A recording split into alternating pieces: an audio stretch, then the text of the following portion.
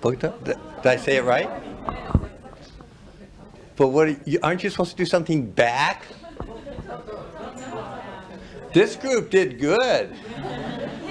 This group has a problem. Very happy to be back. Thank you, Rachel, for inviting me. First, since we are talking about trauma, I'll tell you how to traumatize people like me. You tell them what the topic is.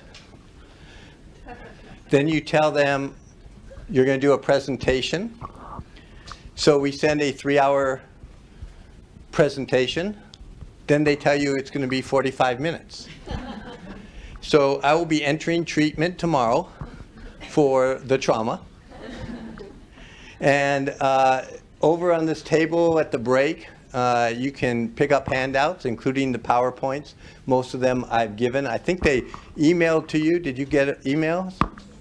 Okay, and you got a variety of other flyers somewhere on the table there. I just passed out our Institute one.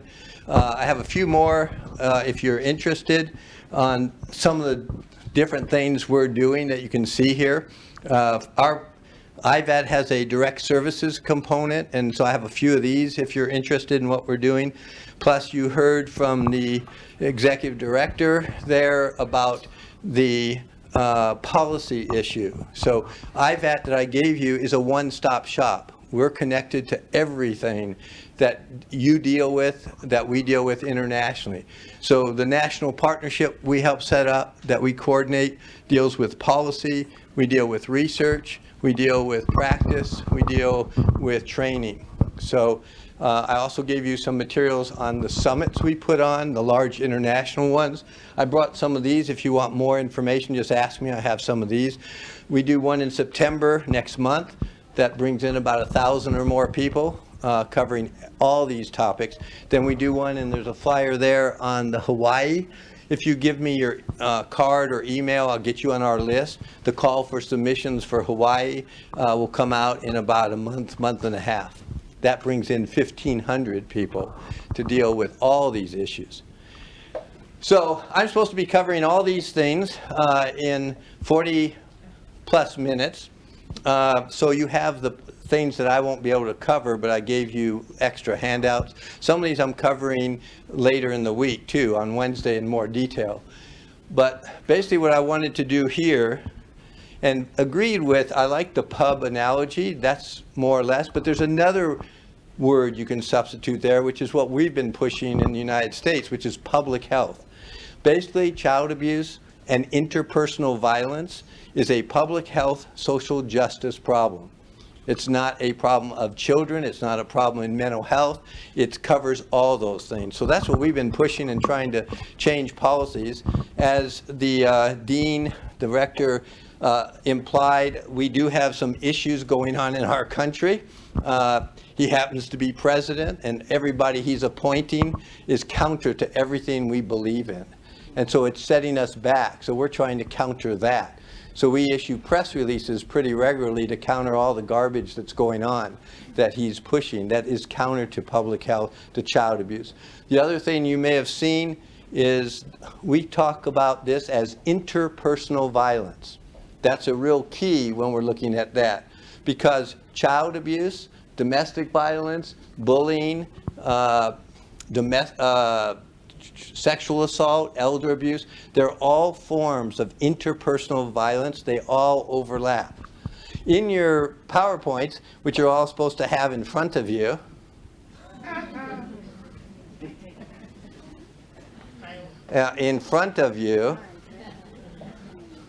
so while I'm talking, we'll compromise, and you can just write on any piece of paper numbers 1 to 4 and put a letter next to it. So while I'm talking, you can do that real quickly, and then we'll come back to this. Okay? So I don't see a lot of you writing. Okay, so I'm starting to identify the oppositional defiant people in here. As a psychologist, see, I can diagnose you. So they're also passing out some of the handouts. I think it's missing the last couple of pages, but they'll get that. But just write 1 to 4 and put that, and we're going to come back to that. Probably in about 2 hours. No. What do you think is the best guess?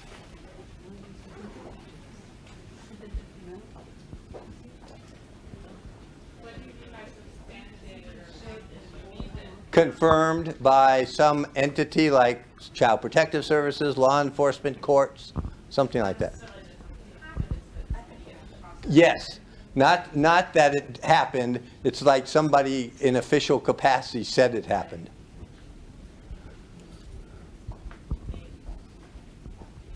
So just write down 4 letters, 1 to 4. Okay. Now, I don't know all the statistics in Israel, but we'll play with it. But I don't think it's that much different from other studies that have been conducted in other countries. Did you all write down 1 to 4 and you put letters next to it? See, all right, so I'll let you keep playing with that while I go. So a lot of you already know about child maltreatment and why it's different. You heard 2 people talk about it. Real key is these bottom things here. We've known about child abuse for 50 years. But there is still the perception and the issue in every country that it doesn't occur very much or very often. And when it is reported, both kids are not believed and the community is made up of society, attorneys, judges, mental health professionals, you name it, also don't want to believe. There's a real contradiction throughout the world. For example, in the U.S., we know there's something like 55 million adult survivors of child abuse. Been verified by lots of national studies. That's probably about 1/5 of the population, okay? And there's not much debate about that. But what's interesting is there's only about 1 million reports of child abuse a year, and of those, only a small percent are confirmed, substantiated, believed. So what that means, and that's not unusual in other countries, is that you have child abuse that doesn't take place. They go from birth automatically to adult to become a survivor. They skip childhood and childhood abuse because they never believe it's in the, but all of a sudden the adults are adult survivors. Now, one of the problems we have, and it's been illustrated lately, is all forms of interpersonal violence are generally not believed. If you watch the news, we've had 2 incidences in our country, mine. We had the Brett Kavanaugh hearings, where the woman, who is a professor, well established, came forth and talked about the abuse this now Supreme Court judge did 35 years ago, and basically she was harassed, abused. She was so traumatized because she's not a clinician that she's been in isolation ever since, hopefully in treatment. And he was confirmed, even though his own friends and colleagues acknowledged that he lied about a lot of things. Just last week, a general who was nominated to be the chief of, chief of staff of the military, Joint Chiefs, was accused by a high-ranking colonel of sexually harassing and assaulting her at meetings when she worked for him. And she also wasn't believed. And the likelihood by the time I get home this week, he will be confirmed to be the head of the Joint Chiefs of Staff. That's what we're all facing. So those are issues. Now, you know about the general forms of child abuse. What's been added more recently are the ones in green. And by the way, if you think the physical or sexual abuse is not recognized often, and now moving toward this is rarely recognized, and it has the most long-term effects. But now we're dealing with commercial sexual exploitation, which is viewing explicit images of children, trafficking, labor, and sex. And again, if you haven't read the newspaper, we have that going on with this really rich multimillionaire in the U.S., Epstein, which is going to open the door to international stuff with what they found on his warrants and the searches, the pictures and the computers and the videos. So those are what we're talking about. So let me give you some foundational issues. How many of you know about adverse childhood experiences? I'm waiting for the rest of you to raise your hand. I may be waiting a long time. You should. It's some of the best research out that's been out over 20 years in the U.S., now replicated in other countries. And I don't have time to go into a lot of detail, but I gave you a few handouts on it. It's the largest longitudinal study in the world. It occurred by giving out a questionnaire called the ACEs, which is 10, now we've expanded to 12. If you email me, and you have my email on here and everywhere else, or give me your card, I could send you the questionnaire we use that's been revised now to 14, that we give out to all our clients. It talks about things that happened to them when they were being raised as children. And the research on that has opened up a whole bunch of issues. Because it turns out adverse childhood experiences, the more of those you have, it predicts every type of social, medical, mental health, and behavioral problem you can imagine. The Centers for Disease Control and Prevention in the United States, if you Google them, they have 50 PowerPoint slides of all the different things it predicts. We used to say smoking was the biggest predictor of medical illnesses, correct? Again, this is where you can nod, say yes. At the break, they need coffee. So it turns out adverse childhood experiences beats it. It is the strongest predictor of anything you want, from alcoholism to suicide to any other type of situation. And polyvictimization is now a major issue. Because what we've known from the research now for good 20 years or more is if there's one type of interpersonal violence and abuse, it's likely there's more. And you can see the statistics, 30% have 5 or more types of abuse, and 10%, 11 or more. Different types of abuse, different perpetrators. So that vulnerability, those ACEs, continue throughout the lifespan without intervention prevention, which is why I like the comments of your director of the council. And it turns out we know now from research that ACEs, adverse childhood experiences, is the foundation for everything you're doing. No matter if you're in practice, research, policy, doesn't make any difference. Social work, psychology, criminal justice. So, because what happens here disrupts neural development. And I don't have time now, but one of my hats is I'm a neuropsychologist, and I can do entire lectures on the neurobiology of trauma. But it disrupts this, which affects social, emotional, and cognitive impairment, which affects health risk, disease, and early death it can predict. So what we do early on is the key. The other thing, and the myth, is that we hear this because I testify in court cases throughout our country and in some other countries. Okay, so the child was sexually abused, their life has already been affected, doesn't make any difference what else happens. How many of you have heard that somewhere or read that somewhere? 3 of you. Nobody else has ever heard that idea. Okay, so there's a whole bunch of oppositional defiant people who don't want to tell me. Okay, well that's a pretty common myth. And what the research shows is it doesn't work that way. So let's say you were sexually abused as a child, and then later you're experiencing domestic violence, which is not an unusual combination. Well, when we deal with court cases, they want to minimize, well, they've already been abused, so whatever else happens doesn't add anything. Then there's some people who say, well, no, you have to double it each time. Both are wrong. What we know is that, let's say you have experienced child physical abuse, and then you add on child sexual abuse or anything else, it doesn't just double, it increases exponentially. Each time you add it on, it jumps up even more than the two combined. And that's what we're facing in dealing with the clients and the people you deal with. So I mentioned neurobiology of trauma, but I'm not going to talk anything about it. But we also know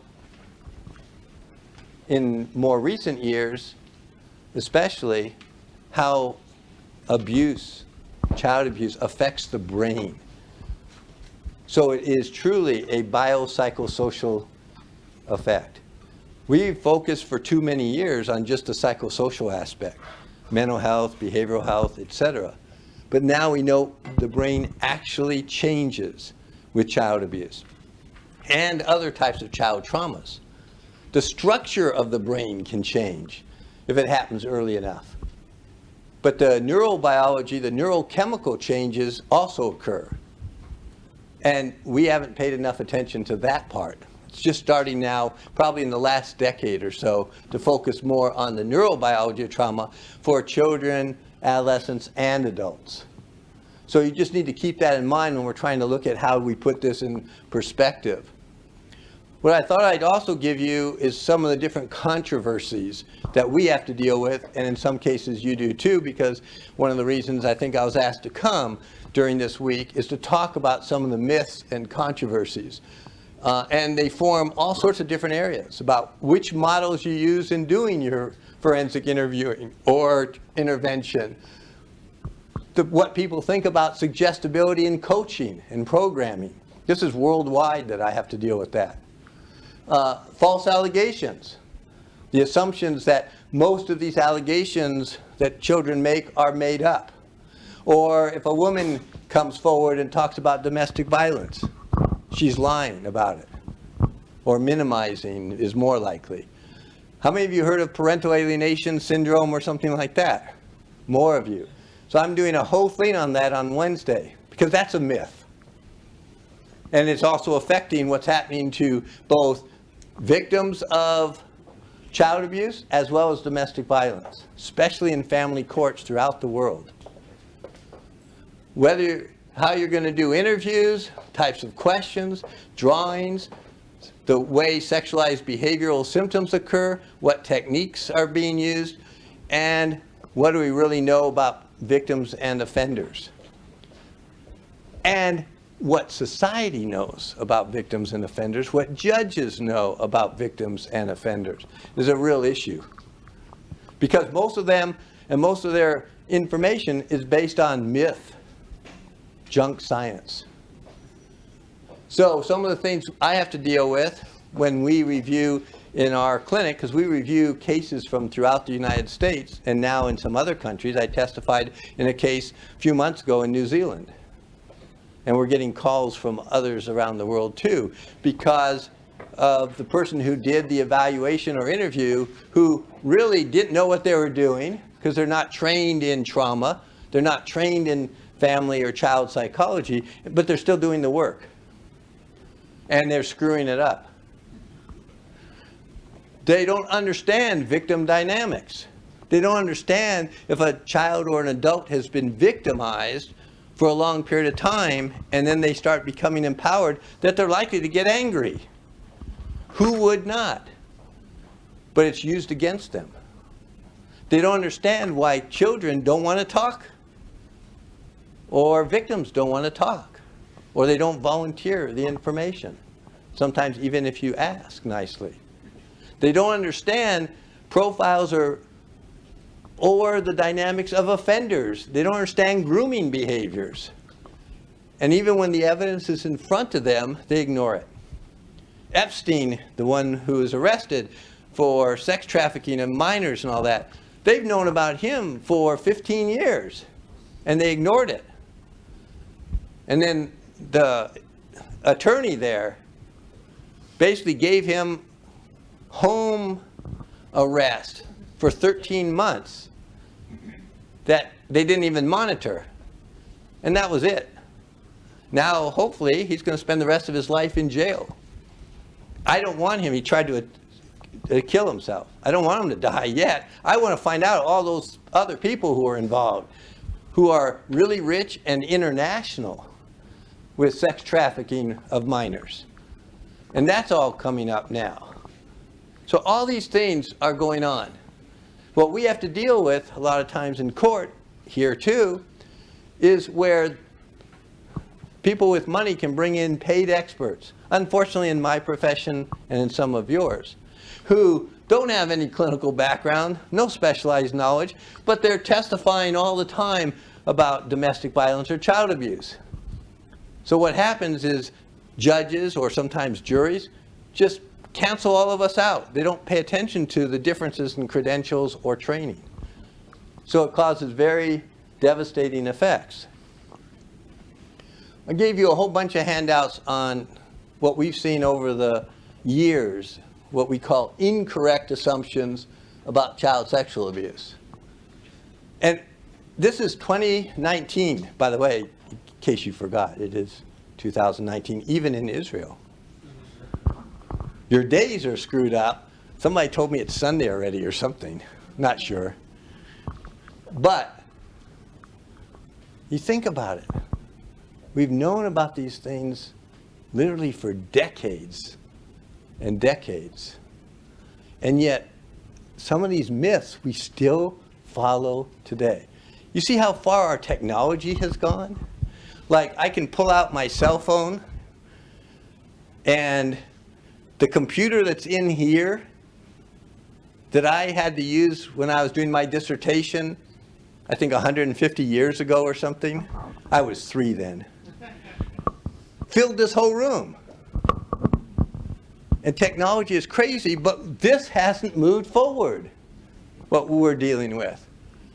I still have a judge who will say, okay, I believe that the girl was sexually abused, but that was the girl, so he can have unrestricted visitation to the boy.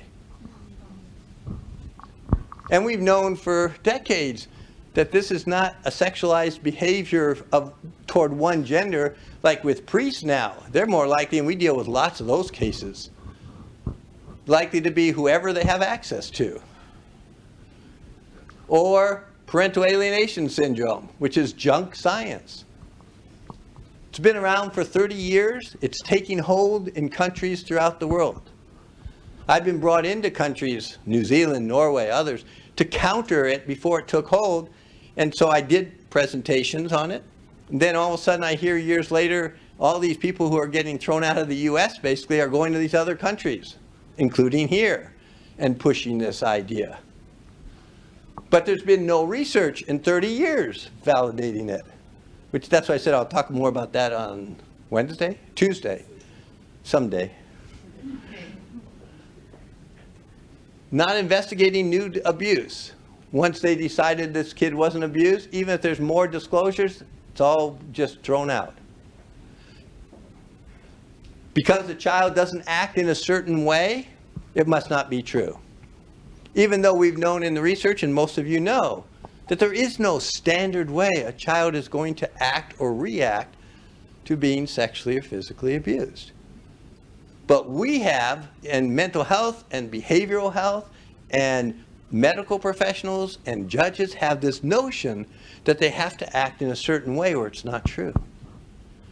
Even though the research has gone on for decades showing that's not accurate. We have a lot of myths about how you do interviews of kids, and that somehow that's going to program them to make up these detailed disclosures. So many of us for a long time have written and done research about what we know, but it's not really being utilized. So I gave you some more ideas of what's the problem. And you have your version of Child Protective Services. That's not necessarily the greatest thing either, because they believe often the same myths that everybody else does. And you all wrote down those 4 answers? Okay, a few people are nodding. Well, we're going to come back to that.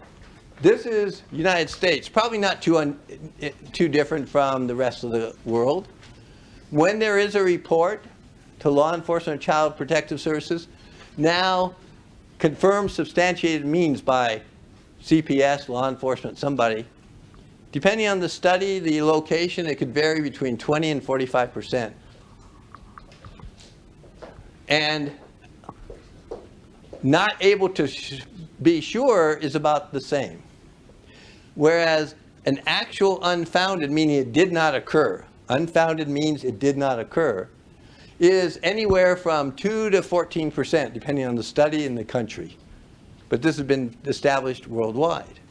False allegations, and I gave you a whole handout on terminology, and I like what the rector was saying about definitions. We were spending a lot of time on definitions in the writings that we do and the journals that I edit. And there's information back here on those as well. False allegations mean somebody knew that it did not occur and said it did. The child or adolescent or adult or somebody. But it did not occur. That's a false. That's an actual false allegation.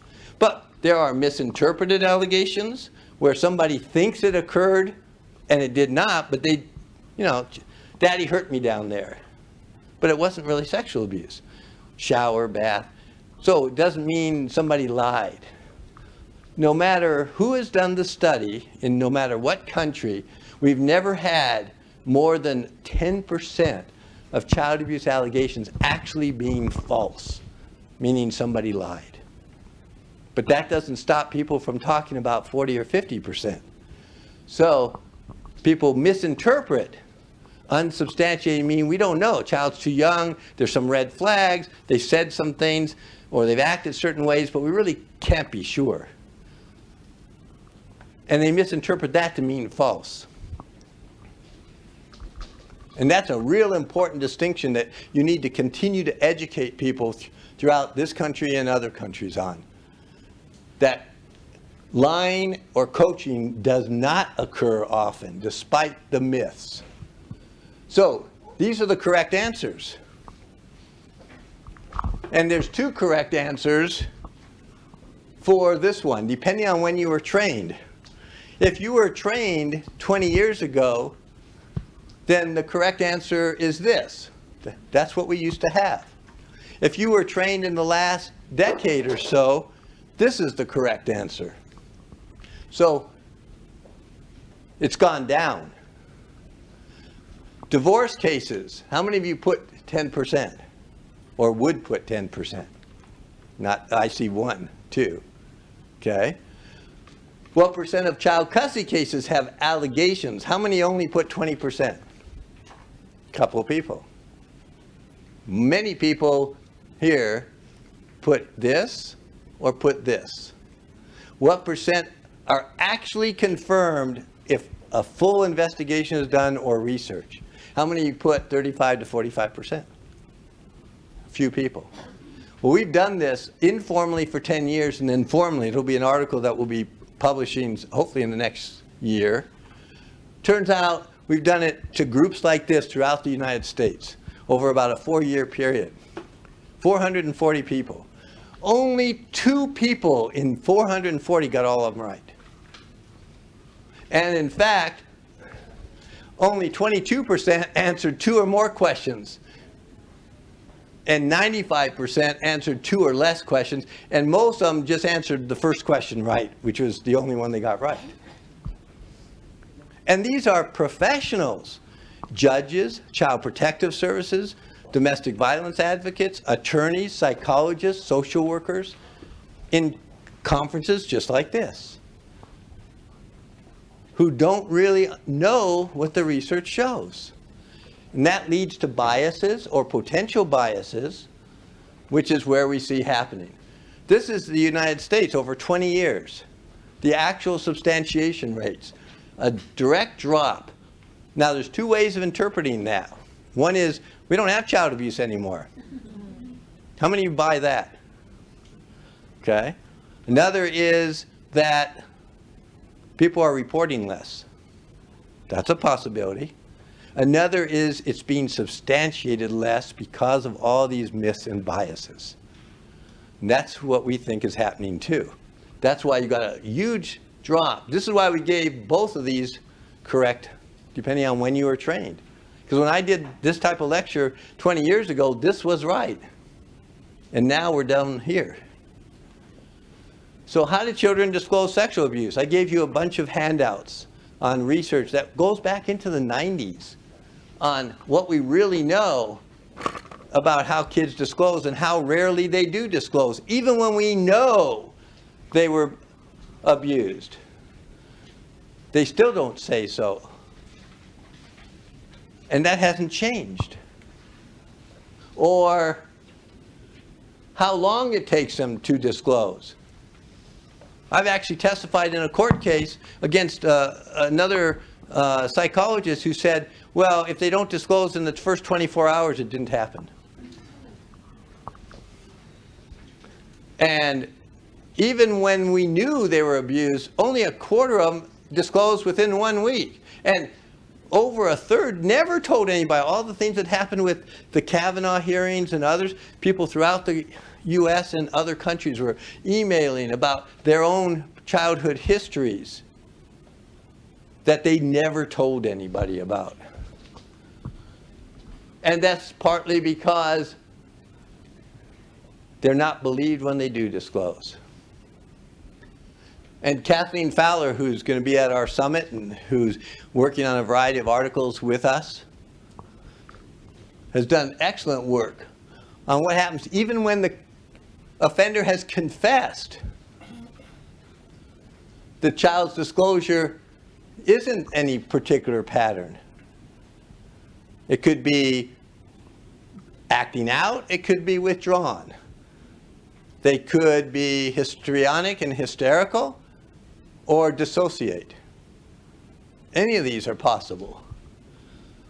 And models of forensic interviewing, it took us a long time to finally get to a consensus. This is only a few years ago, because the real rigid NICHD turned out 40% of child abuse cases would not disclose under that protocol.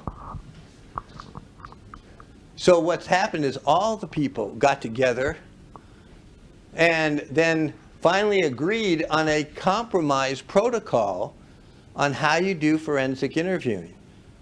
And now we've gone to extended interviews, because they used to say, and one of the myths there was you had to do it in one interview, right? So I would watch a videotape of a social worker doing a forensic interview of a child who is alleged abuse, and it was clear in the video that the child said everything they were going to say in about 20 to 25 minutes. But in her mind, I got to get it all, and I have to do it, and I have to do it in 45 minutes. So she keeps asking and pushing, and finally it's clear this kid just wants out. And so the kid finally says, well, if you didn't believe me before, maybe I should say something different. So then they start saying something different just to get out. So what is the result? Inconclusive. They don't bother to say, well, let's bring the child back at another time. Let's build rapport. Now the research says these extended interviews more than one time actually works better. So we know more, but it's not always being practiced. So I gave you a bunch of handouts on what are best practices in forensic interviewing and the way to deal with child abuse allegations. And APSAC, the American Professional Society on the Abuse of Children, just came back from their conference I presented a month ago, month and a half, has very good guidelines on their website. And I've given you some of those references at the end. Kathleen Keenley, who used to be a good person, unfortunately she's now dead, she used to be on one of my editorial boards of the Journal of Child Sexual Abuse. Somehow went over to the dark side. Don't know why. It's amazing how many people have gone to the dark side. I don't go into personalities. Some people say, well, that's where the money is. You work for the offender, you get paid more. I don't know, but the real key is, and she had a whole book out talking about a comprehensive guide about 10 years ago that had some really good chapters and some really bad chapters. So Kathleen Fowler, Mark Everson, in our journal, did a counter to that, talking about what is really evidence in a child sexual abuse case, and which is more important, specificity or sensitivity. And what these other people are now pushing is specificity. If we're not 100% sure that abuse occurred, don't do anything. As opposed to, it's more important to make sure a child is safe. That's the sensitivity. And to protect the child as our major emphasis, not to protect the offender. Really major differences in philosophy. And so that's what we've started publishing more about. So I've also given you some of the stuff we've written about what are assessment strategies. And this is interesting. I want you to look at the subtle part of this, because this is part of what we're talking about. So according to Keenly and many others now, there are alternatives, 9 alternatives, if a child alleges abuse. Now what I want you to look at as we go through this is how many of these 9, because you would think if you're neutral, objective, science-based, half would be positive, half would be negative. Right? That there would be alternatives that would say it did occur, alternatives that say it may not have occurred. Now watch. Here's the alternatives. It did occur and it's accurate what the child said. The child is the victim, but didn't really describe it very well. Or the child is the victim, but isn't disclosing. So that's 3 of the 9. Now watch. Child is not a victim, but has misperceived what happened. Child is not a victim, but has been influenced by somebody else. The child is not a victim and has been manipulated by somebody else. The child is not a victim and makes it up. The child is not a victim, but falsely accuses somebody. And that's where the bias starts coming in. Because the bias that you're dealing with other people in our own professions is that these are more likely false, even though the research does not support that, and never has. So one of the things we have to do in the cases we work on is develop very strong timelines. We go all the way back to the first time anything happened, and we follow it. Because once you document the timeline, most of these assumptions start falling out. Well, mom did it. Well, the child told the teacher before they told anybody else. How did mom do that? The child then told mom, who reported it to a judge or somebody. So it's not mom who is reporting it, it's the child reporting to mom. You see the difference? Because now the focus is on the mother instead of on what the child said. Those are important but subtle distinctions in dealing with child abuse. So we develop important timelines. Sexualized behaviors. First thing is, we all know it's not diagnostic by itself. But we also have a lot of research by Bill Friedrich and others. How many of you know about the Child Sexual Behavior Inventory? A few of you. All these things I'm telling you, hopefully you will know about. I've given you references. But these are really important because this research goes back over 20 years. He is able to actually tell you by research what is normal sexual behavior for boys and for girls from ages 2 on, and what is abnormal sexual behavior. And he actually, through the Child Sexual Behavior Inventory, can distinguish what's likely to be due to sexual abuse. And I've given you more handouts of that. But people, again, are ignoring that or not using it. Gave you some of the myths, the beliefs, other ones. By the way, how many of you have heard one way or another that parents can coach their kids or somebody can coach a kid to make up allegations? Or program them? Or suggestibility? Well, I don't have time to go into all those. I'll go into more later in the week. All those are myths. How many of you are or have been parents? This is not a trick question, okay? Some of you do. You're wanting to give them back? Is that what this means? You don't want to identify that you're the parent. All right, well, we'll leave that alone for another time. But how many of you are trained in social work, mental health, some type of professional field? Okay, this is also not a trick question. People don't want to admit anything in here. Were there judges watching you or something? The cameras are wild. Okay. It turns out that most of this is a myth. You're all trained. Most of you have been parents. So I assume you all raised perfect kids. Because you would have coached them and suggested and done all the things you learned in school to your own kids, and they would have come out perfect, right? They would have done everything you wanted. I don't see a lot of you nodding that they did. But somehow we assume in these cases that it's easy to coach a child to make up a detailed disclosure about another parent who they supposedly love. When we can't even get some of our kids to do their chores or make their beds. My younger daughter is a social worker. And I'm probably more trained than most of you in psychology. And I tried every technique known to humans to get her to make her bed and clean her room. 18 years I did this. She left her home still never making her bed and cleaning her room. I don't worry about it now because that's her husband's issue.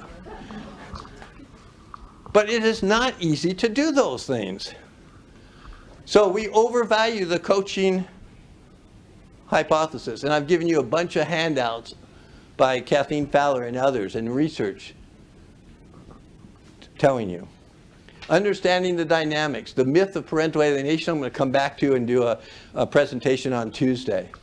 But we use labels. Somebody was telling me about a case now. How many of you have heard somebody used that they've suffered from or had parental alienation syndrome, parental alienation disorder, Munchausen's by proxy, encapsulated delusions, enmeshment, malicious mother syndrome. I actually testified in a case where a psychologist said she suffered from malicious mother syndrome. How many of you heard one of these terms somewhere? Yeah, none of these have anything to do with child abuse, except for Munchausen's, which is a medical diagnosis, which means the child actually has something wrong with them, symptoms, but it's due to somebody causing the symptoms. Has nothing to do with child sexual abuse. I always can tell perpetrators, because they come in my office and they say, she suffers, they already have their diagnoses of the mother, right? Almost always the mother, sometimes the father. Borderline personality disorder, histrionic personality disorder. They come in with these diagnoses. So I've given you some references. Research and others, websites you can go to, ABSAC, others, a lot of stuff on the internet now that's pretty good. We've written a whole bunch of things. We're right now in the middle of doing the handbook of interpersonal violence across the lifespan. It'll come out next year. It'll have over 200 chapters internationally on all forms of interpersonal violence across the lifespan. 4 volumes. It will be the major reference for the next decade. Those are some of the things we're working on. I gave you some of the information on the journals and special issues. Like if you look at it carefully, and you're going to be tested on this. Before you can eat lunch, you're going to have to pass the test on which special issues Rachel is in charge of. And hopefully some of the things coming out of this conference will go toward that. And I gave you some of the things we're involved in. And hopefully you'll get more involved. As again, if you give me your card or email, I'll get you into our email list and it'll keep you up on some of the stuff that's going on internationally. But hopefully that just gave you a flavor of some of the main issues in looking at child abuse and neglect and the other types of interpersonal violence and the major foundations of adverse childhood experiences, the neurobiology of trauma, and how these things all interconnect. Because that's where we've learned the most, is how these things overlap and what are the keys. So hopefully that will sort of key off the conference. Thank you for listening, and thank you for having me.